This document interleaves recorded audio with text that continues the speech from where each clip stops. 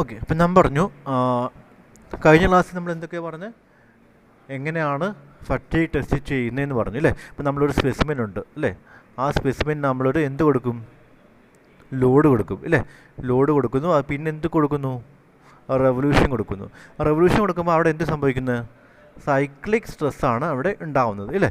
അപ്പം പിന്നെ ഒരു കാര്യം ഞാൻ പറഞ്ഞത്, റെവല്യൂഷൻ കൗണ്ടർ എന്ന് പറഞ്ഞ സംഭവം അറ്റാച്ച് ചെയ്തിട്ടുണ്ടെന്ന് പറഞ്ഞത്. റെവല്യൂഷൻ കൗണ്ടർ അതെന്തിനാണ്, റെവല്യൂഷൻ കൗണ്ടർ എന്തിനാണ്, റെവല്യൂഷൻ കൗണ്ടർ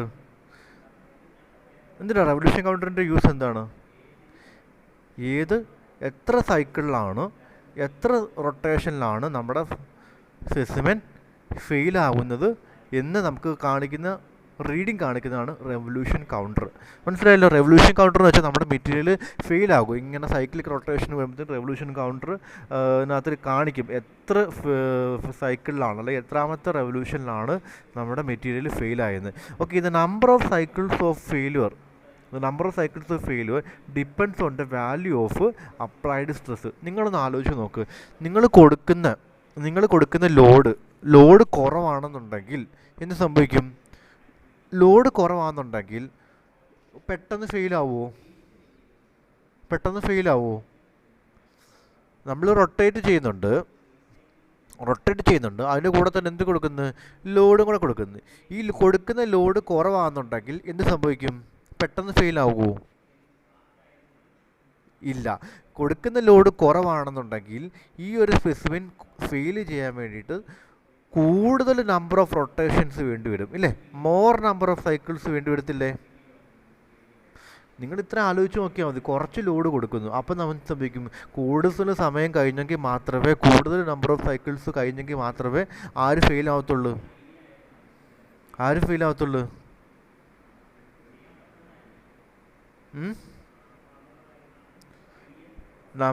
ലോഡ് കുറവാണെന്നുണ്ടെങ്കിൽ കുറവ് സൈക്കിളിലാണോ നമ്മുടെ മെറ്റീരിയൽ ഫെയിൽ ആവുന്നത്, കൂടുതൽ സൈക്കിളിലാണോ മെറ്റീരിയൽ ഫെയിൽ ആവുന്നത്, ലോഡ് കുറവാണ്. അപ്പോൾ എത്ര കൂടുതൽ നേരം കഴിഞ്ഞിട്ടാണോ ഫെയിൽ ആവുന്നത്, കുറച്ച് നേരം കഴിഞ്ഞാൽ ഫെയിൽ ആവുന്നത്. നിങ്ങൾ തന്നെ ലോജിക്ക് ആലോചിച്ച് നോക്ക്.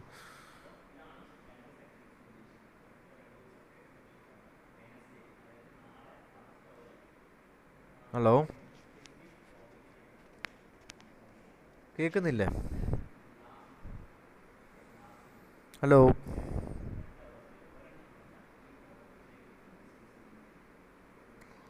എന്താ ആരും റെസ്പോണ്ട് ചെയ്യാത്ത?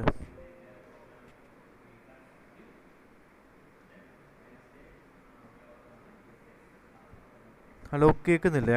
ആകാശ്, വിഘ്നേഷ്, ആദർശ്,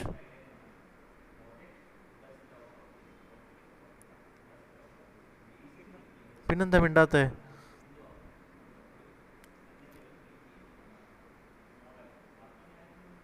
സ്ക്രീൻ കാണുന്നില്ലേ?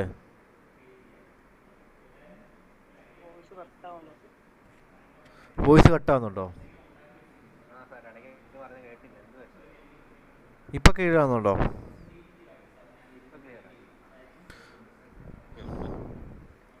ഓക്കെ, അതായത് ഞാൻ പറഞ്ഞു വന്നതെന്ന് വെച്ച് കഴിഞ്ഞാൽ, നമ്മൾ ഒരു സ്പെസിമെൻ എടുക്കുന്നു, ഓക്കെ, ലോഡ് കൊടുക്കുന്നു. വോയിസ് കട്ടാവുന്നുണ്ടെങ്കിൽ എന്നൊക്കെ പറയണം കേട്ടോ.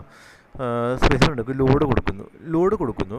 നമ്മൾ എന്തുകൊണ്ട് ചെയ്യുന്നു, റൊട്ടേഷൻ കൊടുക്കുന്നു. ഈ കൊടുക്കുന്ന ലോഡ് കുറവാണെന്നുണ്ടെങ്കിൽ കൂടുതൽ റൊട്ടേഷനിലാണോ ഇത് ഫെയിൽ ആവുന്നത്, കുറവ് റൊട്ടേഷൻ ഫെയിൽ ആവുമോ?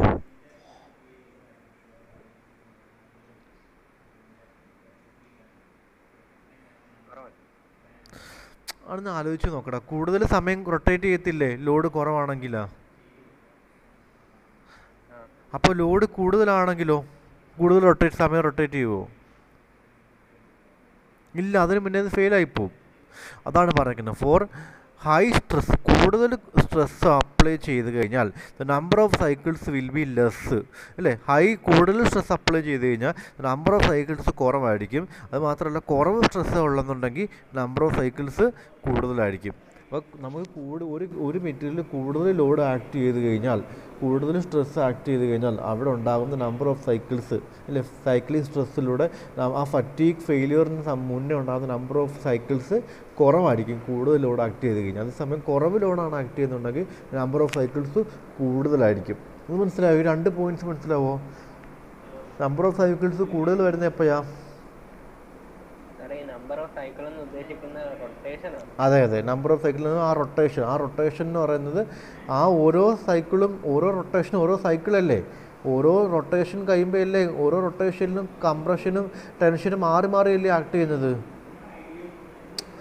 ഓരോ റൊട്ടേഷനിൽ നമ്മൾ ആദ്യം പറഞ്ഞ് ടെൻഷൻ മുകളിലുള്ള ടെൻഷൻ ഫൈബർ ഫസ്റ്റ് റൊട്ടേഷനിൽ മുകളിൽ ടെൻഷൻ ആയിരുന്നു, സെക്കൻഡ് റൊട്ടേഷൻ വരുമ്പോഴത്തേന് മുകളിൽ കംപ്രഷൻ വരുന്നത്, തേർഡ് റൊട്ടേഷൻ വരുമ്പോൾ മുകളിൽ ടെൻഷൻ വരുന്നത്, അങ്ങനെ മാറി മാറിയല്ലേ വരുന്നത്. അപ്പോൾ ഓരോ റൊട്ടേഷനും ഓരോ സൈക്കിളല്ലേ. ഓക്കെ, അപ്പോൾ നമ്മൾ എന്തൊക്കെ പറയാം, അതായത് for high stress the number of cycles will be less and for a low stress the number of cycles for a low stress number of cycles before the failure will be more and larger in number. Okay, below a certain ultimate value of stress the failure will not happen even after infinite number of cycles. This value of stress is called endurance limit or fatigue limit. ഇപ്പം നിങ്ങൾക്ക് first attempt ഇത് കേട്ട് കഴിയുമ്പോൾ ഒന്നും മനസ്സിലാവത്തില്ല, ഞാൻ ഒന്നുകൂടെ പറഞ്ഞുതരാം. അതായത് ഒരു പ്രത്യേക ലെവൽ ഓഫ് സ്ട്രെസ്സിന് ശേഷം അതിനുശേഷം നമ്മൾ എത്ര സൈക്കിൾ കൊടുത്തെന്ന് പറഞ്ഞാലും ആ മെറ്റീരിയൽ ഫെയിൽ ആവത്തില്ല. ആ ഒരു സ്ട്രെസ്സിൻ്റെ വാല്യൂവിനെ പറയുന്ന പേരാണ് എൻഡൂറൻസ് ലിമിറ്റ് അല്ലെങ്കിൽ ഫറ്റീഗ് ലിമിറ്റ് എന്ന് പറയും. അപ്പോൾ ഞാനത് ഗ്രാഫ് വെച്ചിട്ട് എക്സ്പ്ലെയിൻ ചെയ്ത് തരാം. നോക്കി, ഇത് കണ്ടോ, ഇതൊരു ഗ്രാഫാണ്. എക്സ് ആക്സിസിൽ എന്താണ് number of cycles, X axis എന്താണ് number of cycles to failure, Y ആക്സിസിൽ എന്താണ് സ്ട്രെസ് ആംപ്ലിറ്റ്യൂഡ്. ഓക്കെ, അപ്പോൾ ഞാൻ നോക്കി ആദ്യമേ ഹൈ സ്ട്രെസ് ഞാൻ പറഞ്ഞു, ഏറ്റവും കൂടുതൽ സ്ട്രെസ് കൊടുക്കുമ്പോൾ തന്നെ സൈക്കിൾ കുറവാണോ കൂടുതലാണോ? നോക്കി, സ്ട്രെസ്സിൻ്റെ വാല്യൂ കൂടുതലായപ്പോൾ സൈക്കിളിൻ്റെ വാല്യൂ ഏറ്റവും കൂടുതൽ കുറവായിരിക്കും കേട്ടോ. 10⁻³ ഉണ്ട്. പിന്നെ സ്ട്രെസ് കുറയ്ക്കുക കണ്ടോ, സൈക്കിളിൻ്റെ വാല്യൂ എന്തുവാ കേട്ടോ. സ്ട്രെസ്സിൻ്റെ വാല്യൂ കുറയ്ക്കുമ്പോൾ നമ്പർ ഓഫ് സൈക്കിൾസ് കൂടിക്കൂടി വരും, കാരണം എന്താ ലോഡ് കുറഞ്ഞു വരിക. അപ്പോൾ കൂടിക്കൂടി വന്ന് ഒരു പ്രത്യേക പോയിൻ്റ് എത്തി. ആ പോയിൻ്റ് എത്തിക്കഴിഞ്ഞാൽ പിന്നെന്താണ്, ആ പോയിൻ്റ് എത്തിക്കഴിഞ്ഞിട്ട് പിന്നെ സ്ട്രെസ് കുറയുന്നുണ്ടോ? ഇല്ല. അപ്പോൾ ഈ ഒരു പോയിൻ്റ് എത്തിക്കഴിഞ്ഞ് ഈ ഒരു പോയിൻ്റ് പ്രത്യേകത എന്ന് വെച്ച് കഴിഞ്ഞാൽ ഈ പോയിന്റിൽ നമ്മൾ എത്ര സ്ട്രെസ് ഈ ഒരു സ്ട്രെസ്സിൽ എത്ര സ്ട്രെസ് കൊടുത്താലും അല്ലെങ്കിൽ എത്ര സൈക്കിൾ കൊടുത്താലും നമ്മുടെ മെറ്റീരിയൽ ഫെയിൽ ആകത്തില്ല. അപ്പോൾ ആ എൻഡൂറൻസ് ലിമിറ്റ് എന്ന് പറയുന്ന ലിമിറ്റിൻ്റെ പ്രത്യേകത എന്താണെന്ന് ആലോചിച്ച് നോക്കിയേ. Below A certain ultimate value of stress the failure will not happen even after infinite number of cycles. This value is called endurance limit or fatigue limit. അപ്പോൾ ഈ ഗ്രാഫ് നോക്കിയാൽ നിനക്ക് മനസ്സിലാവും. നോക്കി, ആദ്യമേ നമ്മൾ സ്ട്രെസ് ആംപ്ലിറ്റ്യൂഡ് കൂടുതലാണ്, നമ്പർ ഓഫ് സൈക്കിൾസ് കുറവാണ്, പിന്നെ കുറച്ച് കൊണ്ടുവരുന്നു. പക്ഷേ ഒരു പ്രത്യേക ലിമിറ്റ് കഴിഞ്ഞപ്പോൾ പിന്നെ സ്ട്രെസ് കുറയുന്നില്ല, കൂടുന്നില്ല, കോൺസ്റ്റൻ്റ് ആയിട്ട് നിൽക്കുക. അതിൻ്റെ അർത്ഥം എന്താണ്? അപ്പോൾ ഈ ഒരു കോൺസ്റ്റൻ്റ് നിൽക്കുന്ന ആ ഒരു ലിമിറ്റിനെ പറയുന്ന പേരാണ് എൻഡൂറൻസ് ലിമിറ്റ്. ആ എൻഡൂറൻസ് ലിമിറ്റിലുള്ള അപ്പോൾ നമുക്ക് എൻഡൂറൻസ് ലിമിറ്റിലുള്ള സ്ട്രെസ്, ആ സ്ട്രെസ് ലെവലിനകത്ത് ഇപ്പോൾ എൻഡൂറൻസ് ലിമിറ്റ് എവിടെ കിടക്കുന്നത്? ഇപ്പോൾ ഇത് 100 ആണെന്നിരിക്കട്ടെ, 100 90 അങ്ങനെ ഈ സംഭവം 50 ആണെന്നിരിക്കട്ടെ. ഇപ്പോൾ 50ക്ക് താഴെ എന്താണ്? 50 മുതൽ 50ക്ക് താഴെ എന്താണ്? എൻഡൂറൻസ് ലിമിറ്റാണ്. ആ 50ക്ക് താഴെ നമ്മൾ എത്ര നമ്പർ ഓഫ് സൈക്കിൾസ് കൊടുത്താലും ഈ മെറ്റീരിയൽ ഫെയിൽ ആകത്തില്ല. പക്ഷേ ഈ 50ക്ക് മുകളിലായിട്ട് നമ്മൾ സ്ട്രെസ് കൊടുത്താൽ എന്ത് സംഭവിക്കും? ആ മെറ്റീരിയൽ ഫെയിലിയർ ഉണ്ടാവും. അപ്പോൾ എൻഡൂറൻസ് ലിമിറ്റിൻ്റെ പ്രത്യേകത എന്താ? എൻഡൂറൻസ് ലിമിറ്റ് എന്ന് പറയുമ്പം ഒരു ലിമിറ്റാണ് അല്ലേ. ആ ലിമിറ്റിന് താഴോട്ട് നമ്മൾ എത്ര സൈക്കിൾ കൊടുത്താലും, അതായത് 10⁻⁶, 10⁻⁹, 10⁻⁻10, 10⁻�11 അല്ലെങ്കിൽ എത്ര നമ്പർ ഓഫ് സൈക്കിൾസ് കൊടുത്താലും ആ ഒരു മെറ്റീരിയൽ ഫെയിൽ ആകത്തില്ല. മനസ്സിലായില്ലേ? ഇപ്പം നമ്മുടെ ആ ഒരു മെറ്റീരിയലിനകത്ത് വെച്ചിരിക്കുന്ന സ്പെസിമെൻ ഉണ്ടല്ലോ, ആ സ്പെസിമെനകത്ത് കൊടുക്കുന്ന ലോഡ് എൻഡൂറൻസ് ലിമിറ്റ് താഴെയാണെന്നുണ്ടെങ്കിൽ എത്ര റൊട്ടേഷൻ കൊടുത്തെന്ന് പറഞ്ഞാലും 1000 RP റൊട്ടേഷൻ കൊടുത്തെന്നല്ലാണ്ട് 2000 റൊട്ടേഷൻ കൊടുത്തെന്ന് പറഞ്ഞാലും എത്ര റൊട്ടേഷൻ കഴിഞ്ഞാലും ആ ഒരു മെറ്റീരിയൽ ഫെയിൽ ആകത്തില്ല. അത് മനസ്സിലായോ? എൻഡൂറൻസ് ലിമിറ്റ് എന്താ മനസ്സിലായോ? അപ്പോൾ എൻഡൂറൻസ് ലിമിറ്റ് എന്ന് വേറൊരു പേരെന്ന് പറയാം, ഫട്ടീഗ് ലിമിറ്റ് എന്ന് പറയാം. മനസ്സിലായില്ലേ? ആ ഒരു ലിമിറ്റിനെക്കാട്ടിലും ഒരിക്കലും നമ്മൾ കൂടാൻ പാടില്ല. ഇപ്പോൾ ഈ ഒരു ലിമിറ്റിനെക്കാട്ടിലും കൂടുതൽ സ്ട്രെസ് കൊടുത്തു കഴിഞ്ഞാൽ ഈ മെറ്റീരിയൽ എന്ത് സംഭവിക്കും?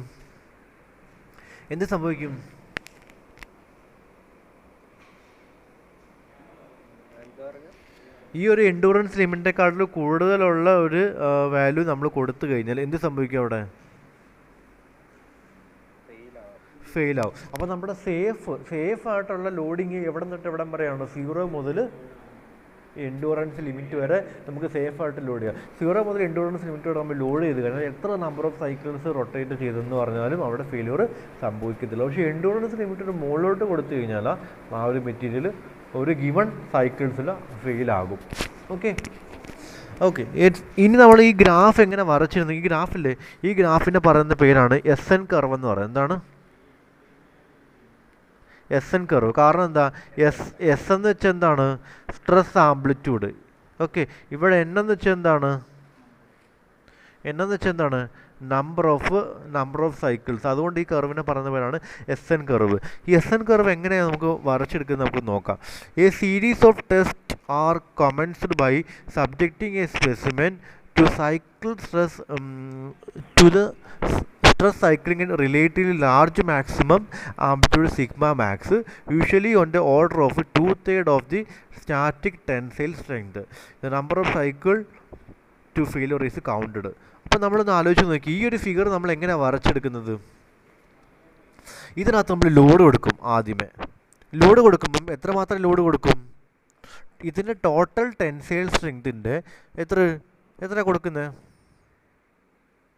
ടോട്ടൽ ടെൻസൈൽ സ്ട്രെങ്തിൻ്റെ 2/3 ലോഡ് കൊടുക്കും. മാക്സിമം ലോഡ് അതാണ്. അപ്പോൾ ടോട്ടൽ ടെൻസൈൽ സ്ട്രെങ്തിന് 2/3 ലോഡ് കൊടുത്തുകൊണ്ട് എത്ര നമ്പർ ഓഫ് സൈക്കിൾസ് എടുത്തിട്ടാണ് ആ മെറ്റീരിയൽ ഫെയിൽ ആവുന്നത് നമ്മൾ ചെക്ക് ചെയ്യുന്നു. മനസ്സിലായില്ലേ? ടോട്ടൽ ടെൻസൈൽ സ്ട്രെങ്തിൻ്റെ 2/3 ലോഡ് കൊടുത്തിട്ട് എത്ര നമ്പർ ഓഫ് സൈക്കിൾസ് എടുത്തിട്ടാണ് ആ മെറ്റീരിയൽ ഫെയിൽ ആവുന്നത് നമ്മൾ ചെക്ക് ചെയ്യുന്നത്. അത് നമ്മളിവിടെ പ്ലോട്ട് ചെയ്യുന്നു.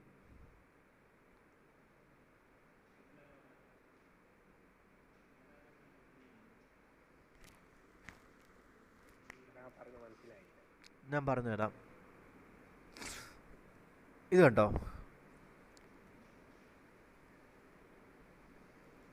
ഓക്കെ. SN കർവ് എങ്ങനെയാണ് വരയ്ക്കുന്നത് നോക്കിയേ. ഇതാണ് XN കർവിൻ്റെ. എക്സ് ആക്സിസിൽ എന്തുവാ? N, number of cycles of എന്ന് വെച്ചാൽ എന്തുവാ? Number of cycles of failure. ഇവിടെ എന്തുവാ? Stress amplitude. ഓക്കെ. ഞാൻ SN കർവ് വരയ്ക്കാൻ പോവാം, അതായത് ഫറ്റീഗ് കർവ് വരയ്ക്കാൻ പോവാം, അല്ലെങ്കിൽ എൻഡൂറൻസ് ലിമിറ്റിൻ്റെ കർവ് വരയ്ക്കാൻ പോവാം. എങ്ങനെയാണ് വരയ്ക്കുന്നത്? ആദ്യം ഞാനൊരു ലോഡിങ് കൊടുക്കാൻ പോവാം. നമ്മുടെ എക്സ്പെരിമെൻ്റ് സെറ്റപ്പൊക്കെ ഓർമ്മയുണ്ടല്ലോ? നമ്മൾ നേരത്തെ പറഞ്ഞ എക്സ്പെരിമെൻ്റ് സെറ്റപ്പൊക്കെ ഓർമ്മയുണ്ടല്ലോ? എക്സ്പെരിമെൻ്റ് സെറ്റപ്പ് എങ്ങനെയാണ് ഫറ്റീഗ് ടെസ്റ്റ് ചെയ്യാനുള്ള എക്സ്പെരിമെൻ്റ് സെറ്റപ്പൊക്കെ നമ്മൾ നേരത്തെ പറഞ്ഞു വെച്ചായിരുന്നു. അത് ഓർമ്മയുണ്ടായിരുന്നല്ലോ അല്ലേ? ലോഡും കൊടുക്കുന്നു, പിന്നെ എന്ത് ചെയ്യുന്നു? റൊട്ടേഷനും ചെയ്യുന്നു അല്ലേ? ലോഡും കൊടുക്കുന്നു, റൊട്ടേഷൻ. ഇപ്പം ഞാൻ ആദ്യം കൊടുക്കാൻ പോകുന്നത് മാക്സിമം ലോഡാണ് കൊടുക്കുന്നത്. മാക്സിമം ലോഡ് എന്ന് വെച്ചാൽ മാക്സിമം സ്ട്രെസ് കൊടുക്കാൻ പോവാം. മാക്സിമം സ്ട്രെസ് എന്ന് പറഞ്ഞാൽ എനിക്ക് കൊടുക്കാവുന്നതിൻ്റെ മാക്സിമം ആ മെറ്റീരിയലിൻ്റെ ടെൻസൈൽ സ്ട്രെങ്ത് നോക്കുന്നു. ആ ടെൻസൈൽ സ്ട്രെങ്ത് എനിക്കിപ്പോൾ 1000 ആണെന്നുണ്ടെങ്കിൽ 1000ൻ്റെ 2/3 ഓഫ് 1000 ലോഡ് കൊടുക്കുന്നത്. എത്ര? അപ്പോൾ മാക്സിമം ലോഡ്, അതായത് 2/3 ഓഫ് 1000 മാക്സിമം ലോഡ് കൊടുക്കുന്നത്. അപ്പോൾ മാക്സിമം ലോഡ് കൊടുക്കുമ്പോൾ അതിന് ആ ലോഡിന് ഫെയിൽ ആവാനുള്ള നമ്പർ ഓഫ് സൈക്കിൾസ് പ്ലോട്ട് ചെയ്യുന്നത് കണ്ടോ? നമ്പർ ഓഫ് സൈക്കിൾസ് ഇത്രയും പ്ലോട്ട് ചെയ്ത് മാക്സിമം. അപ്പോൾ ഒരു പോയിന്റ് കിട്ടി. ഇനി ലോഡ് ഞാൻ കുറയ്ക്കുന്നു, അടുത്ത ലോഡ് കുറയ്ക്കുന്നു കണ്ടോ? ലോഡ് കുറച്ചപ്പോൾ എന്തോട്? നമ്പർ ഓഫ് സൈക്കിൾസ് കുറഞ്ഞ് കണ്ടോ? പിന്നെ ലോഡ് കുറയ്ക്കുന്നു, നമ്പർ ഓഫ് സൈക്കിൾസ് കുറഞ്ഞ്. ലോഡ് കുറയുമ്പോൾ നമ്പർ ഓഫ് സൈക്കിൾസ് കുറയുവാണോ കൂടുവാണോ ചെയ്യുന്നത്? ഇങ്ങോട്ട് കൂടുകയാണ് ചെയ്യുന്നത് കണ്ടോ? മാക്സിമം ലോഡില്ല, നമ്പർ ഓഫ് സൈക്കിൾസ് ഇത്രയേ ഉള്ളൂ അല്ലേ? പിന്നെ ലോഡ് കുറച്ചപ്പോൾ നമ്പർ ഓഫ് സൈക്കിൾസ് കൂടി, പിന്നെ ലോഡ് കുറച്ച നമ്പർ ഓഫ് സൈക്കിൾസ് വീണ്ടും കൂടി അല്ലേ? അപ്പോൾ ഇങ്ങനെ ഒരു പോയിന്റ് ഇങ്ങനെ അവിടെ കർവ് കിട്ടും. ഇങ്ങനെ കർവ് കിട്ടി ഒരു പ്രത്യേക ഒരു പോയിന്റ് എത്തി. അതിനുശേഷം എന്താണ്? അതിനുശേഷം നമുക്ക് നോക്കുമ്പോൾ ഈ കർവ് ഇങ്ങനെ ഫ്ലാറ്റ് ആയിട്ടാണ് പോകുന്നത്. അതായത് ഈ ഒരു ലോഡിന് ശേഷം എത്ര നമ്പർ ഓഫ് സൈക്കിൾസ് കൊടുത്തിട്ടും ഈ മെറ്റീരിയൽ ഫെയിൽ ആകുന്നില്ല.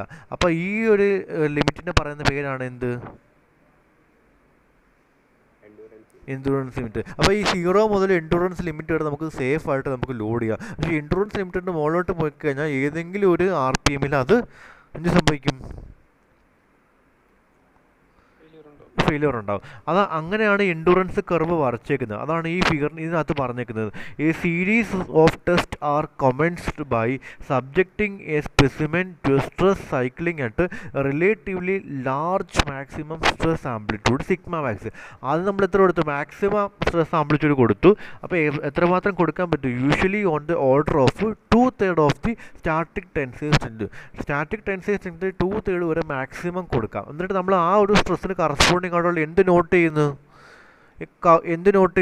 ആ ഒരു മാക്സിമം സ്ട്രെസ്സിന് കറസ്പോണ്ടിങ് ആയിട്ടുള്ള എന്ത് നോട്ട് ചെയ്യുന്നു? എത്ര സൈക്കിളിലാണ് അത്രയും സ്ട്രെസ് കൊടുത്തപ്പം എത്ര സൈക്കിളിലാണ് നമ്മുടെ മെറ്റീരിയൽ ഫെയിൽ ആയത് നോട്ട് ചെയ്യുന്നത്. അതിനുശേഷം പിന്നെ അപ്പം ഒരു ഫെയിലിയർ കിട്ടി. ഇനി നമ്മൾ എന്തെടുത്ത് അതേ തന്നെ അടുത്ത വീണ്ടും ഒരു സ്പെസിമെൻ എടുത്ത് വെക്കുന്നത്. മനസ്സിലായില്ലേ? വീണ്ടും ആ ടൈപ്പ് വേറൊരു സ്പെസിമെൻ എടുത്ത് വെക്കുന്നത്. എന്നിട്ട് പിന്നെ എന്തോ ചെയ്യുന്നു? ഇപ്പോൾ കൊടുത്ത ലോഡിനെക്കാട്ടിലും ലോഡ് എന്ത് ചെയ്യുന്നു? ലോഡ് കുറയ്ക്കുകയോ കൂട്ടുമോ? ലോഡ് കുറയ്ക്കുന്നു. എന്നിട്ട് എന്ത് ചെയ്യുന്നു? ആ ഒരു ലോഡിന് കറസ്പോണ്ടിങ് ആയിട്ടുള്ള എത്ര സൈക്കിളിലാണ് നമ്മുടെ മെറ്റീരിയൽ ഫെയിൽ ആവുന്നതെന്ന് നമ്മൾ വീണ്ടും കണ്ടുപിടിക്കുന്നത് അല്ലേ? ആണോ? അങ്ങനെ ഓരോ ലോഡ് കുറച്ച് ഓരോ ലോഡിലും നമ്മൾ എത്ര സൈക്കിളിലാണ് നമ്മുടെ മെറ്റീരിയൽ ഫെയിൽ ആവുന്നത് നമ്മൾ കണ്ടുപിടിച്ചു. പക്ഷെ ഒരു പ്രത്യേക ലോഡ് കഴിയുമ്പോഴത്തേന് എത്ര നമ്പർ ഓഫ് സൈക്കിൾസ് കൊടുത്തിട്ടും നമ്മുടെ മെറ്റീരിയൽ എന്ത് സംഭവിക്കുന്നില്ല?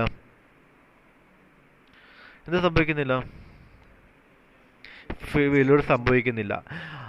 അപ്പോൾ അതാണ് പറയുന്നത്. ഓക്കെ. പിന്നെ ഇതിനകത്ത് നെക്സ്റ്റ് പറയാനുള്ളത് ഫറ്റീഗ് ലിമിറ്റ്. ഞാൻ ഓൾറെഡി പറഞ്ഞതാണ്. ഫറ്റീഗ് ലിമിറ്റ് എന്താണ്? എൻഡുറൻസ് ലിമിറ്റ് എന്ന് പറയാം. Occurs for some material like iron and titanium. പക്ഷേ ചിലയിടത്ത് ഫറ്റീഗ് ലിമിറ്റ് എന്ന് പറയുന്ന ലിമിറ്റ് കാണത്തില്ല. നോക്കി ഈ ഒരു ഫിഗർ നോക്കി. ഇതിനകത്ത് ഫറ്റീഗ് ലിമിറ്റ് ഉണ്ടോ? ലോഡ് കുറയുന്നതനുസരിച്ച് നമ്പർ ഓഫ് സൈക്കിൾസ് കൂടി വരുന്നുണ്ട്. കണ്ടോ? ലോഡ് ഇങ്ങനെ കുറയുന്ന നമ്പർ ഓഫ് സൈക്കിൾസ് കൂടി വരുന്നുണ്ട്. പക്ഷേ ഇതിനകത്ത് ഫറ്റീഗ് ലിമിറ്റ് ഉണ്ടോ? ഫറ്റീഗ് ലിമിറ്റ് കാണിക്കുന്നുണ്ടോ? ഇല്ല. അപ്പോൾ ചില മെറ്റീരിയൽസിനകത്ത് ഷാർപ്പായിട്ടുള്ള ഫറ്റീഗ് ലിമിറ്റ് ഉണ്ടായിരിക്കും. അങ്ങനെയുള്ള മെറ്റീരിയൽ എക്സാമ്പിളായിട്ട് പറയുകയാണെങ്കിൽ അയൺ അല്ലെങ്കിൽ ടൈറ്റാനിയം എന്നൊക്കെ പറയുമ്പോഴത്തേനും നമുക്ക് ഷാർപ്പായിട്ടുള്ളൊരു ഫറ്റീഗ് ലിമിറ്റ് ഉണ്ടായിരിക്കും. പക്ഷേ ചിലതിനകത്ത് നമുക്ക് ഫറ്റീഗ് ലിമിറ്റ് കാണത്തില്ല. അതിങ്ങനെ നമുക്ക് ഐഡൻറ്റിഫൈ ചെയ്യാൻ പറ്റത്തില്ല. ഏതിലാണ് ഫറ്റീഗ് ഫെയിലിയർ ഉണ്ടാകുന്നത് നമുക്ക് ഐഡൻറ്റിഫൈ ചെയ്യാൻ പറ്റത്തില്ല. ഇത്രയും ക്ലിയർ ആയോ? Okay. The fatigue limit is the maximum stress amplitude below which the material never fail, no matter how large the number of cycles. അല്ലേ? ഫറ്റീഗ് ലിമിറ്റ് എന്ന് വെച്ചാൽ എന്താണ്? Fatigue limit the maximum stress amplitude below which the material never fail. ആ ഒരു endurance ലിമിറ്റിന് താഴോട്ട്, ഈ ഒരു endurance limit താഴോട്ട് നമ്മൾ എത്ര നമ്പർ ഓഫ് സൈക്കിൾസ് കൊടുത്താലും മെറ്റീരിയൽ ഫെയിൽ ആവത്തില്ല. അത് വളരെ ഇമ്പോർട്ടൻ്റ് ആണ് കേട്ടോ. The fatigue limit is the maximum stress amplitude below which the material never fail. Material fail ആവത്തില്ല no matter how large number of cycle. എത്ര നമ്പർ ഓഫ് സൈക്കിൾ കൊടുത്തെന്ന് പറഞ്ഞാലും ഫറ്റീഗ് ലിമിറ്റിന് താഴെ ആ മെറ്റീരിയൽ ഫെയിൽ ആകത്തില്ല. The four materials do not having fatigue limit. അതായത് ചില ഞാൻ പറഞ്ഞു അയൺ ആൻഡ് ടൈറ്റാനിയം. ടൈറ്റാനിയം ഒക്കെ പറയുമ്പോൾ അയൺ ആൻഡ് ടൈറ്റാനിയത്തിൻ്റെ ഫറ്റീഗ് ലിമിറ്റ് ഫറ്റീഗ് കർവാണ് ഈ വരച്ച് വെച്ചേക്കുന്നത്. ഇതിനകത്ത് എന്താ ഒരു കറക്റ്റായിട്ടൊരു ഫറ്റീഗ് ലിമിറ്റ് അല്ലെങ്കിൽ എൻഡുറൻസ് ലിമിറ്റിനകത്ത് കാണിക്കുന്നുണ്ട്. പക്ഷേ ഇതിനകത്ത് അങ്ങനെ കാണിക്കുന്നുണ്ടോ? കറക്റ്റ് ഒരു ഫറ്റീഗ് ലിമിറ്റ് കാണിക്കുന്നുണ്ടോ? ലോഡ് സ്ട്രെസ് ആംപ്ലിറ്റ്യൂഡ് കുറയുന്നതനുസരിച്ച് നമ്പർ ഓഫ് സൈക്കിൾസ് കൂടി വരുന്നുണ്ട്. പക്ഷേ ഒരു കറക്റ്റ് ഒരു ഫറ്റീഗ് ലിമിറ്റ് അല്ലെങ്കിൽ എൻഡുറൻസ് ലിമിറ്റ് കാണിക്കുന്നുണ്ടോ? ഇല്ല അല്ലേ? Four materials do not have fatigue limit. അതായത് ചില മെറ്റീരിയൽസ് പറയുമ്പോൾ തന്നെ ഏതാ എക്സാമ്പിൾ നമുക്ക് ഇന്നത്തെ പറഞ്ഞിട്ടില്ല. ഓക്കെ. ചില മെറ്റീരിയൽസിൽ നമുക്ക് കറക്റ്റായിട്ട് ഫറ്റീഗ് ലിമിറ്റ് കാണത്തില്ല. അങ്ങനെയുള്ള material fatigue will ultimately takes place regardless the magnitude of stress. അവിടെ നമുക്ക് ഫറ്റീഗ് എവിടെ വേണമെങ്കിലും നടക്കാം. അതായത് നോക്കിയേ, ഈ ഒരു മാഗ്നിറ്റ്യൂഡില്ല ഇത്രയും നമ്പർ ഓഫ് സൈക്കിൾസ് കഴിയുമ്പോൾ ഫെയിൽ ആവും. ഈ ഒരു മാഗ്നിറ്റ്യൂഡിൽ ഇത്രയും നമ്പർ ഓഫ് സൈക്കിൾസ് കഴിയുമ്പോൾ ഫെയിൽ ആവും. ഈ ഒരു മാഗ്നിറ്റ്യൂഡ് ഇത്രയും നമ്പർ ഓഫ് സൈക്കിൾസ് കഴിയുമ്പോൾ ഫെയിൽ ആവും. അപ്പോൾ ഫെയിൽ ആകുന്ന കാര്യത്തിൽ യാതൊരു സംശയമില്ല. പക്ഷേ ഒരു ഡെഫിനറ്റ് ആയിട്ടൊരു എൻഡൂറൻസ് ലിമിറ്റ്, ഒരു ഫറ്റീഗ് ലിമിറ്റ് ഉള്ള മെറ്റീരിയൽസിൻ്റെ പ്രത്യേകത എന്താണ്? ഡെഫിനറ്റ് ആയിട്ടൊരു എൻഡൂറൻസ് ലിമിറ്റ് അല്ലെങ്കിൽ ഫറ്റീഗ് ലിമിറ്റ് ഉള്ള മെറ്റീരിയൽസിൻ്റെ പ്രത്യേകത എന്താണ്?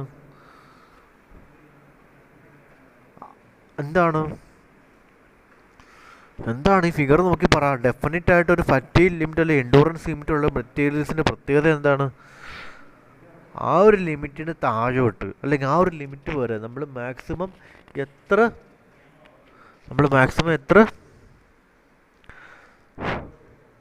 നമ്പർ ഓഫ് സൈക്കിൾസ് കൊടുത്താലും ഫെയിലിയർ ആവത്തില്ല. ഒരു സെക്കൻഡ് എടുക്കാം. Fatigue strength is defined as stress level at which failure occur for a specific number of cycles. അതായത് ഒരു സ്പെസിഫിക് നമ്പർ ഓഫ് സൈക്കിൾസിൽ കൊടുക്കുമ്പം എത്ര ഫെയിലിയർ ഉണ്ടാകുന്നു ആ ഒരു സ്ട്രെങ്തിനെ പറയുന്നത് ഫറ്റീഗ് സ്ട്രെങ്ത്. അപ്പോൾ ഇത് material fatigue behaviour is also characterised by the fatigue life NF എന്ന് എടുക്കാം. അത് NF എന്ന് പറയുന്നതാണ് ഫറ്റീഗ് ലൈഫ് എന്ന് പറയുന്നത്. ഓക്കെ,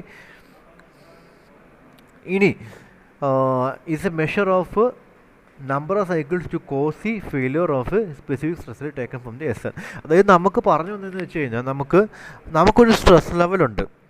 ഓക്കെ, നമുക്ക് കാൽക്കുലേറ്റ് ചെയ്യാം. ഇപ്പം നമ്മൾ പറയത്തില്ലേടാ ഒരു മെഷീൻ, അതിൻ്റെ മെഷീൻ്റെ നമ്മുടെ ലൈഫ് പറയത്തില്ലേ, നമ്മളിപ്പോൾ പറയത്തില്ലേ വണ്ടിയുടെയൊക്കെ ലൈഫ്, ക്രാങ്ക് ഷാഫ്റ്റിൻ്റെയൊക്കെ ലൈഫ്, ഇത്ര റെവല്യൂഷൻസ് നമ്മൾ പറയത്തില്ലേ, എന്താ പറയുന്നത് 1000 കിലോമീറ്റർ അല്ലെങ്കിൽ 10,000 കിലോമീറ്റർ കഴിയുമ്പോഴത്തേനും അത് ഇന്ന പാർട്സ് മാറണം എന്നൊക്കെ പറയത്തില്ലേ? നമ്മൾ പറയത്തില്ലേടാ, നമ്മൾ ചില പാർട്സൊക്കെ പറയത്തില്ലേ, ബിയറിങ്സ് അതൊക്കെ മാറണം പറയത്തില്ലേ? എന്തിനാ പറയുന്നത്? ഇത്ര നമ്പർ ഓഫ് സൈക്കിൾസ് അതിന് നമുക്ക് ഡിസൈൻ കാൽക്കുലേഷനകത്തുണ്ട്. ഇത്ര സ്ട്രെസ് വരുമ്പം അതിന് മാക്സിമം ഇത്ര നമ്പർ ഓഫ് സൈക്കിൾസിനുള്ളിൽ കഴിഞ്ഞ് കഴിഞ്ഞാൽ ആ മെറ്റീരിയൽ ഫെയിലാകും അല്ലേ? അത്രയും നമ്പർ ഓഫ് സൈക്കിൾസ് കഴിഞ്ഞാൽ എന്ത് സംഭവിക്കും? ആ മെറ്റീരിയൽ ഫെയിൽ ആകത്തില്ലേ? ഇപ്പോൾ നമുക്ക് SN കർവ് ഉണ്ട്. നമ്മുടെ SN കർവിനകത്ത് നമുക്ക് SN കർവ് ഉണ്ട് ഉണ്ടോ? SN കർവിനകത്ത് ഞാൻ പറയുവാണ്, എനിക്ക് 1000 ന്യൂട്ടൺ എൻ്റെ കയ്യിലുണ്ട്.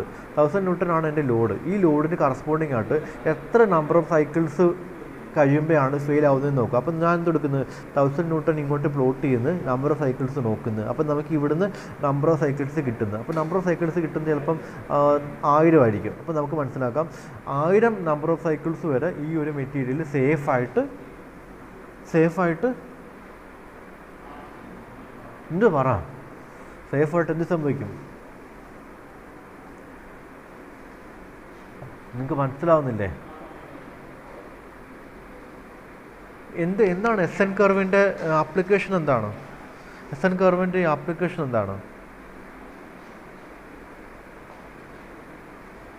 എന്തോ SN കർവിൻ്റെ ആപ്ലിക്കേഷൻ? അത് മാത്രമല്ല, മാക്സിമം സ്ട്രെസ് ആംപ്ലിറ്റ്യൂഡ് മാത്രമല്ല കണ്ടുപിടിക്കുന്നത്. അതുകൊണ്ട് എനിക്കൊരു SN കർവ് ഉണ്ട്. ഓക്കെ, SN കർവ് ഉണ്ട്. എന്നിട്ട് ഞാനൊരു മെറ്റീരിയൽ ഡിസൈൻ ചെയ്തു. ഓക്കെ, ആ മെറ്റീരിയലിന് വിസ്റ്റാൻഡ് ചെയ്യാവുന്ന അല്ലെങ്കിൽ ആ മെറ്റീരിയലിന് അപ്ലൈ ചെയ്യുന്ന ലോഡ് 10 കിലോന്യൂട്ടൺ ആണെന്നിരിക്കട്ടെ, അല്ലെങ്കിൽ 10 കിലോമീറ്റർ ആണെന്നിരിക്കട്ടെ. ആ 10 കിലോമീറ്റർ കറസ്പോണ്ടിങ് ആയിട്ടുള്ള ഒരു സ്ട്രെസ് ഉണ്ട്. അപ്പോൾ 10 ന്യൂട്ടൺ പെർ mm² ആയിരിക്കും സ്ട്രെസ്. 10 ന്യൂട്ടൺ പെർ mm² ആണെന്നിരിക്കട്ടെ സ്ട്രെസ് ഇരിക്കുക. അപ്പോൾ ഒരു 10 ന്യൂട്ടൺ പെർ mm² സ്ട്രെസ്സിലാണ് എത്ര നമ്പർ ഓഫ് സൈക്കിൾസ് വരെ മാക്സിമം അതിന് സേഫായിട്ട് ആ ഒരു സ്പെസിമെൻ അല്ലെങ്കിൽ ആ ഒരു മെഷീൻ പാർട്ട് സേഫായിട്ട് വർക്ക് ചെയ്യും നമുക്ക് എവിടെ നിന്ന് കണ്ടുപിടിക്കാൻ പറ്റുന്നുണ്ട്? ഇവിടെ നമ്മൾ സ്ട്രെസ് പ്ലോട്ട് ചെയ്യുന്നത്, എന്നിട്ട് ഇങ്ങോട്ട് പ്ലോട്ട് ചെയ്യുന്നത്, അതിനെ ഇങ്ങോട്ട് താഴോട്ട് പ്രൊജക്റ്റ് ചെയ്യുന്നത്. അപ്പോൾ ഇവിടെ നമുക്ക് എന്ത് കിട്ടും? ഇവിടെ എന്തോ ഉള്ളത് നമ്പർ ഓഫ് സൈക്കിൾ. അപ്പോൾ നമുക്ക് എന്ത് കിട്ടും? 10 ന്യൂട്ടൺ പെർ mm² നമ്മളൊരു ലോഡ് അല്ലെങ്കിൽ അത്രയും സ്ട്രെസ് നമ്മൾ കൊടുത്തു കഴിഞ്ഞാൽ നമുക്ക് മാക്സിമം എത്ര നമ്പർ ഓഫ് സൈക്കിൾസ് കൂടെ നമുക്ക് സേഫായിട്ട് ഇതിനെ ഉപയോഗിക്കാമെന്ന് നമുക്ക് കിട്ടും. അതിൽ കൂടുതൽ നമ്പർ ഓഫ് സൈക്കിൾ നമ്മൾ ഉപയോഗിച്ച് കഴിഞ്ഞാൽ ആ മെറ്റീരിയൽ എന്ത് സംഭവിക്കും?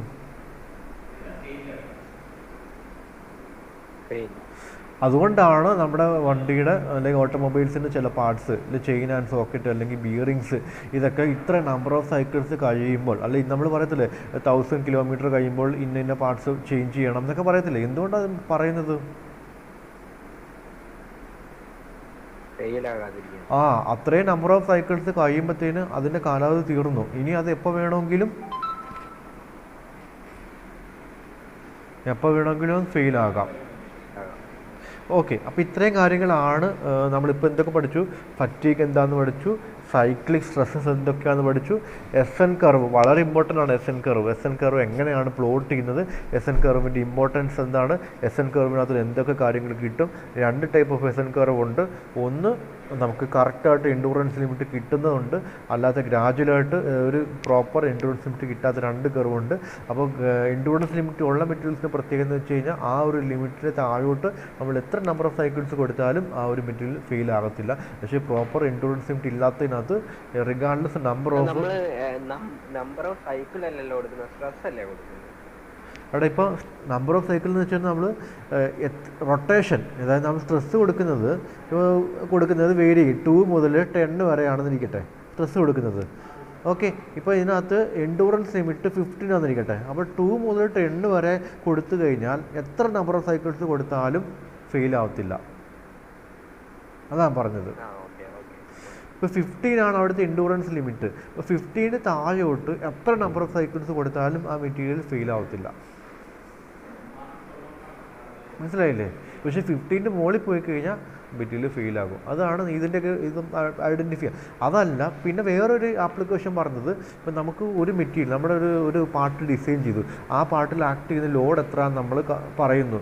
ആ ലോഡ് ആക്ട് ചെയ്തുകൊണ്ട് ആ ഒരു പാർട്ടിന് എത്ര നമ്പർ ഓഫ് സൈക്കിൾസ് വർക്ക് ചെയ്യാൻ പറ്റും എന്നുള്ളത് നമുക്ക് ഇതിനകത്തുനിന്ന് കണ്ടുപിടിക്കാൻ പറ്റും. കാരണം നമുക്ക് ആ പ്ലോട്ട് ചെയ്ത് കഴിഞ്ഞാൽ അതിന് എത്ര ലൈഫുണ്ട്, എത്ര റൊട്ടേഷൻ അതിന് സേഫായിട്ട് അതിൻ്റെ ഡ്യൂട്ടി ചെയ്യാൻ പറ്റും എന്നുള്ളത് നമുക്ക് ഈ ഒരു SN കർവിനകത്തുനിന്ന് കണ്ടുപിടിക്കാൻ പറ്റും. ക്ലിയർ ആവും? അടുത്തതെന്ന് വെച്ച് കഴിഞ്ഞാൽ നമ്മൾ നേരത്തെ പഠിച്ചതുപോലെ തന്നെ ഡക്റ്റൈൽ ഫ്രാക്ചർ പഠിച്ചതുപോലെ തന്നെ മെക്കാനിസം ഓഫ് ഫറ്റീഗാണ്. എങ്ങനെയാണ് ഈ ഫറ്റീഗ് ഉണ്ടാകുന്നത്? ഫസ്റ്റ് വൺ നമുക്ക് എല്ലാവർക്കും അറിയാവുന്ന മാതിരി എന്താണ്, ക്രാക്ക് ഇനിഷ്യേഷനാണ്. ക്രാക്ക് എവിടെ ഉണ്ടാകുന്നത്?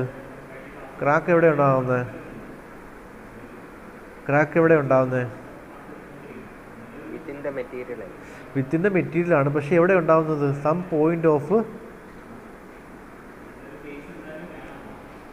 എവിടെ എപ്പോഴും നിങ്ങൾ ഓർത്തോണം, ക്രാക്ക് ഇവിടെ ഉണ്ടാകുന്നത് വെച്ച് കഴിഞ്ഞാൽ എവിടെയാണോ സ്ട്രെസ് കോൺസെൻട്രേഷൻ ഉള്ളത്, എവിടെയാണോ സ്ട്രെസ് റേസർ ഉള്ളത്, അല്ലെങ്കിൽ എവിടെയാണോ ഒരു ഇൻറ്റേർണൽ ക്രാക്ക് ഉള്ളത് അവിടെ ആയിരിക്കും, അല്ലെങ്കിൽ എവിടെയാണോ ഇൻറ്റേർണൽ വോയിഡ്സ് ഉള്ളത്, അല്ലെങ്കിൽ എവിടെയാണോ ഒരു ഇംപെർഫെക്ഷൻ ഉള്ളത് അവിടെ നിന്നായിരിക്കും ക്രാക്ക് സ്റ്റാർട്ട് ചെയ്യുന്നത്. മനസ്സിലായോ? സെക്കൻഡ് കൊണ്ട് എന്താണ്, ക്രാക്ക് ഉണ്ടായിക്കഴിഞ്ഞാൽ പിന്നെ എന്തെടുക്കണം?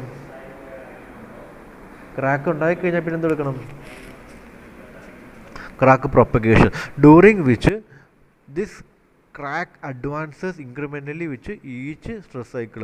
അപ്പോൾ ഓരോ സ്ട്രെസ് സൈക്കിൾ കഴിയുന്നതോറും ഈ ക്രാക്ക് എന്ത് സംഭവിക്കും?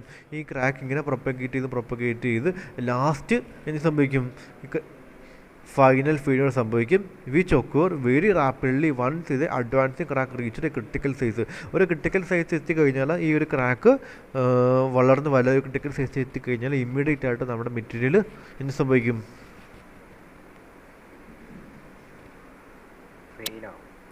ഫെയിൽ ആവും. ഓക്കെ,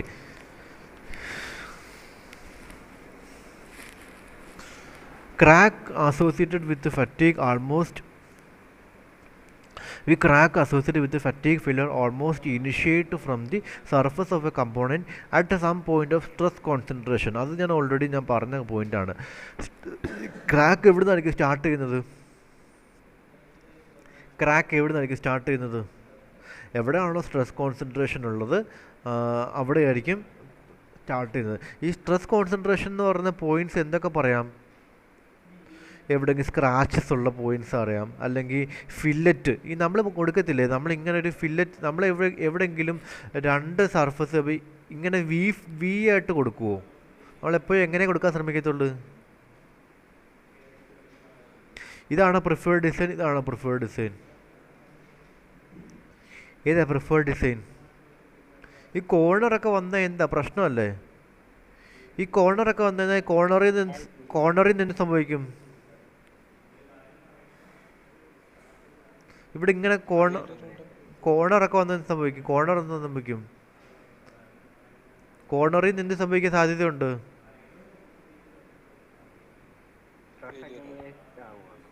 കോർണറിൽ നിന്ന് ക്രാക്ക് ഉണ്ടാവും. മനസ്സിലായില്ലേ? അപ്പം നമുക്ക് കോർണറൊക്കെ മാറ്റിയിട്ട് നമ്മൾ എങ്ങനെയാണ് കൊടുക്കുന്നത്?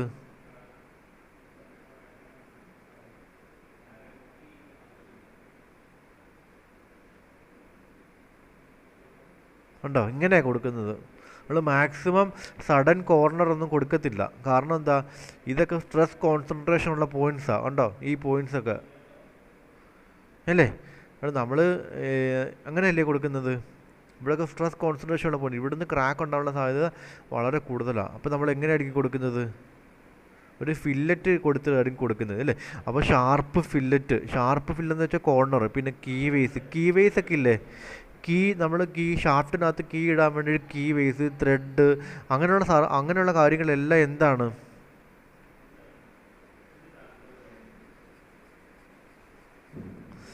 അങ്ങനെയുള്ള കാര്യങ്ങളെല്ലാം എന്താണ്?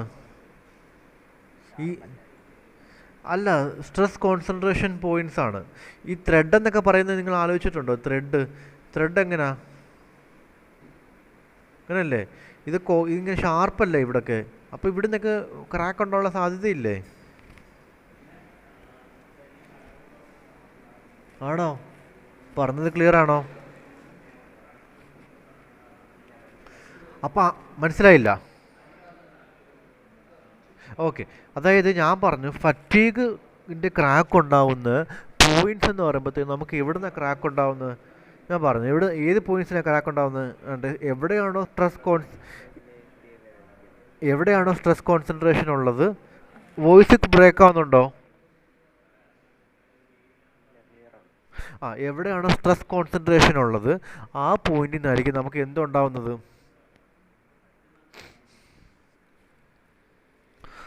ക്രാക്ക് ഉണ്ട്. ഇപ്പോൾ സ്ട്രെസ് കോൺസെൻട്രേഷൻ എന്ന് പറയുമ്പോഴത്തേന് പല രീതിയിലുണ്ടാകും. ഒന്നുകിൽ ഇൻറ്റേർണലായിട്ട് ക്രാക്ക് ഉള്ള അത് നമ്മൾ നോക്കിയേ, അല്ലെങ്കിൽ നോക്കിയേ ഇങ്ങനെ ഒരു സ്ട്രക്ചർ, ഈ corner stress കോൺസെൻട്രേഷനാണ്.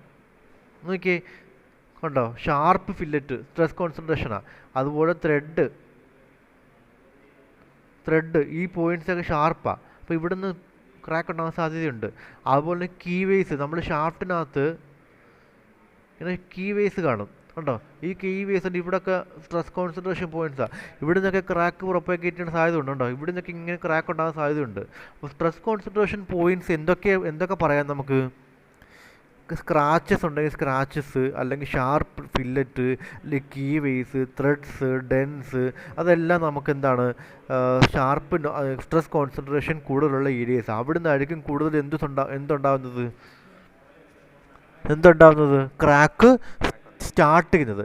In addition to cyclic loading can produce a microscopic surface discontinuity resulting in dislocation slip steps that may also act as stress raiser therefore crack initiate. അതായത് സൈക്ലിക് ലോഡിങ് ചെയ്യുന്ന സമയത്ത് അകത്തകത്ത് dislocations ഉണ്ടാവാൻ സാധ്യതയുണ്ട്. Dislocation slip ഉണ്ടാവാൻ സാധ്യതയുണ്ട്. അങ്ങനെ dislocation slip ഉണ്ടാകുമ്പം അവിടെയും ആ ഒരു പോയിൻറ്റ്സും ക്രാക്കായിട്ട് മാറാനുള്ള സാധ്യതയുണ്ട്. അപ്പം ഫറ്റീഗ് ഫെയിലിയറിനകത്ത് 3 സ്റ്റെപ്സാണ്: crack initiation, crash propagation, final failure. Crack initiation, cracks എവിടെ ഉണ്ടാകുന്നത്? എവിടെയാണോ സ്ട്രെസ് കോൺസെൻട്രേഷൻ കൂടുതലുള്ള പോയിൻറ്റ്സ് ആ പോയിന്റിൽ നിന്നായിരിക്കും ക്രാക്ക് ഉണ്ടാകുന്നത്. സ്ട്രെസ് കോൺസെൻട്രേഷൻ കൂടുതലുള്ള പോയിൻറ്റ്സ് എവിടെയാണ്? ഫില്ലറ്റ് അല്ലേ, sharp fillet, key ways, thread, പിന്നെ സർഫസിൽ എവിടെയെങ്കിലും സ്ക്രാച്ച് ഉണ്ട്. ഇപ്പോൾ നമ്മളൊരു സ്പെസിമെൻ എടുക്കുകയാണെന്നുണ്ടെങ്കിൽ അതിൻ്റെ നമുക്ക് മാക്സിമം നമ്മുടെ ഈ സർഫസൊക്കെ ഫിനിഷ് ആണെങ്കിൽ, ഈ സർഫസ് ഫിനിഷ് അല്ല, ഇവിടെ ഇങ്ങനെ ഒരു സ്ക്രാച്ച് ഉണ്ടെന്നിരിക്കട്ടെ സർഫസിൽ, അപ്പോൾ ആ സ്ക്രാച്ചിനകത്തുനിന്ന് ക്രാക്ക് ഉണ്ടാവാൻ സാധ്യതയുണ്ട്. അതുകൊണ്ടാണ് നമ്മൾ ഈ മെഷീൻ പാർട്സിൻ്റെ സർഫസൊക്കെ എന്താക്കി വെക്കുന്നത്? നമ്മൾ ഈ ക്രാങ്ക് ഷാഫ്റ്റ് എടുത്താലോ അല്ലെങ്കിൽ ഓട്ടോമൊബൈൽ പാർട്സിൻ്റെയൊക്കെ സർഫസ് കണ്ടിട്ടില്ലേ? സർഫസ് നല്ല സ്മൂത്ത് ആയിരിക്കുമോ റഫ് ആയിരിക്കുമോ? കാരണം എന്താ? റഫ് ആണെങ്കിൽ അവിടെ നിന്നൊക്കെ ക്രാക്ക് ഉണ്ടാകാനുള്ള സാധ്യതയുണ്ട്. മനസ്സിലായില്ലേ? ഓക്കെ, ഇനി നമുക്ക് പറയാനുള്ളത് അതൊരു ഫിഗറാണ് കൊടുത്തേക്കുന്നത്. കണ്ടോ? സ്റ്റേജസ് ഇൻ ആദ്യം ക്രാക്ക് ഇനിഷ്യേഷൻ, ഉണ്ടോ. പിന്നെ ക്രാക്ക് പ്രൊപ്പഗേറ്റ് ചെയ്യുന്നു, പിന്നെ അതിനുശേഷം ഫൈനൽ ഫെയിലിയർ. നോക്കി കണ്ടോ, ക്രാക്ക് ഇവിടെ ചെറിയൊരു ക്രാക്ക് ഇനിഷ്യേറ്റ് ചെയ്യുന്നു, പിന്നെ ക്രാക്ക് ഇങ്ങനെ പ്രൊപ്പഗേറ്റ് ചെയ്യുന്നു, പിന്നെ പ്രൊപ്പഗേറ്റ് ചെയ്ത് ഒരു ലിമിറ്റ് എത്തിക്കഴിയുമ്പോൾ, ഒരു ക്രിട്ടിക്കൽ സൈസ് എത്തിക്കഴിയുമ്പോൾ പിന്നെ പെട്ടെന്ന് തന്നെ അത് പൊട്ടിപ്പോകും. മനസ്സിലായില്ലേ? ഒരു ക്രിട്ടിക്കൽ സൈസ് എത്തിക്കഴിഞ്ഞാൽ പെട്ടെന്ന് തന്നെ അതെന്ത് സംഭവിക്കും? ഒരു ക്രിട്ടിക്കൽ സൈസ് എത്തിക്കഴിയും. ഇവിടെ അങ്ങനെയല്ലേ പറഞ്ഞത്? അങ്ങനെയല്ലേ പറഞ്ഞത്? നോക്കിയേ, ഫൈനൽ ഫെയിലിയർ എപ്പോൾ ഉണ്ടാകുന്നത്? which occur very rapidly once the advancing crack has reached a critical size. ഒരു ക്രിട്ടിക്കൽ സൈസ് എത്തിക്കഴിയുമ്പോഴത്തേന് എന്ത് സംഭവിക്കും?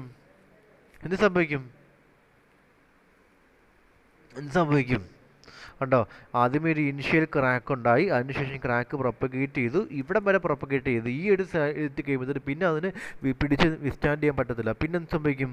പിന്നെ അവിടെ വെച്ച് അങ്ങ് ഫെയിലായി പോകും. കണ്ടോ, ഇത് ഫെയിലായി കഴിയുമ്പോഴത്തേന് അവിടെ ഉണ്ടാകുന്ന ഗ്രാനുലാർ സ്ട്രയേഷൻ സർഫസ് ആയിരിക്കും അവിടെ ഉണ്ടാകുന്നത്, അല്ലേ? അപ്പോൾ അത് നമ്മുടെ ഫെയിലിയർ എന്ന് പറയുമ്പോഴത്തേന് എങ്ങനെ ആയിരിക്കും? കാറ്റാസ്ട്രോഫിക് ഫെയിലിയർ ആയിരിക്കും. അപ്പോൾ ഇത്രയും കാര്യങ്ങളും കൊണ്ട് നമുക്ക് വൈൻഡപ്പ് ചെയ്യുകയാണ്. ഫറ്റീഗിനകത്ത് ഒരു ക്ലാസ്സും കൂടി എടുത്തെങ്കിൽ